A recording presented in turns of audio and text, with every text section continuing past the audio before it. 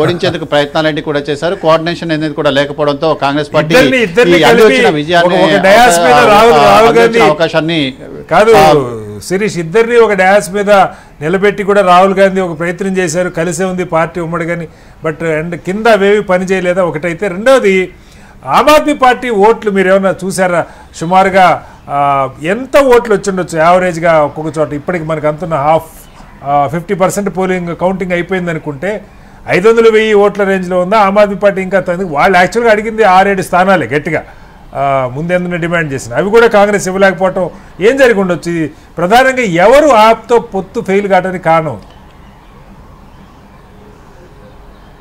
అంటే ఇక్కడ కాంగ్రెస్ పార్టీకి సంబంధించిన ఓవర్ కాన్ఫిడెన్సే ప్రధాన కారణం అని చెప్పొచ్చు. ఎందుకంటే టాక్ అంతా కూడా ఇటు సోషల్ మీడియాతో పాటుగా సర్వే సంస్థలన్నీ కూడా క్లియర్ కట్గా చెప్పేందంటే కాంగ్రెస్ పార్టీ అద్భుతమైన విజయాన్ని సాధించబోతోంది. 50 నుంచి 55 స్థానాల్లో కాంగ్రెస్ పార్టీ విజయం సాధిస్తుంది. జాట్లందరూ కూడా కాంగ్రెస్ పార్టీకి అనుకూలంగానే ఉన్నారు, బీజేపీ పైన చాలా కోపంగా ఉన్నారు. సో అన్ని వర్గాలు కూడా బీజేపీకి ఈసారి ఓటు వేసే అవకాశాలు లేవన్న ప్రచారం అనేది కూడా జరిగింది. ఈ ఓవర్ కాన్ఫిడెన్స్ అనేది కూడా కాంగ్రెస్ పార్టీ కొంపముంచిందని చెప్పొచ్చు. ఎందుకంటే పంజాబ్, హర్యానా, ఢిల్లీ లాంటి చోట్ల ఆమ్ ఆద్మీ పార్టీతో పొత్తు పెట్టుకుంటే కాంగ్రెస్ పార్టీ ఎప్పటికీ కూడా ఎదగదు.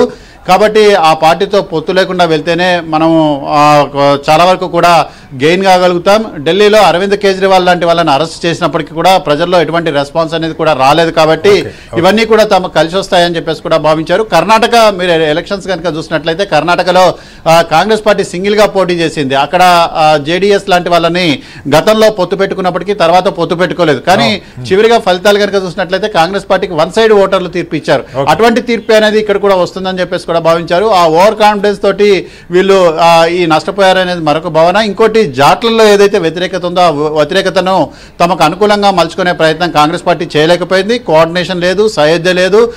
మరొక వైపు కనుక చూసినట్లయితే ఇటు ఆమ్ ఆద్మీ పార్టీకి సంబంధించిన ఓటు షేర్ను కనుక చూసినట్లయితే అనేక చోట్ల 3, 4, 5, 6% వరకు కూడా కాంగ్రెస్ పార్టీ ఓటు బ్యాంకును కానీ కాంగ్రెస్ పార్టీకి సంబంధించిన ఓట్లను కానీ ఆమ్ ఆద్మీ పార్టీ చీల్చగలిగింది. అదే ఇప్పుడు కాంగ్రెస్ పార్టీ పరాజయానికి ప్రధాన కారణమవుతోంది.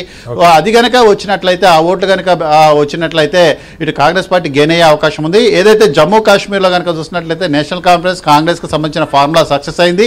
కానీ ఇక్కడ పొత్తు పెట్టుకోకపోవడం అనేది కాంగ్రెస్ పార్టీకి నష్టాన్ని చేకూర్చింది.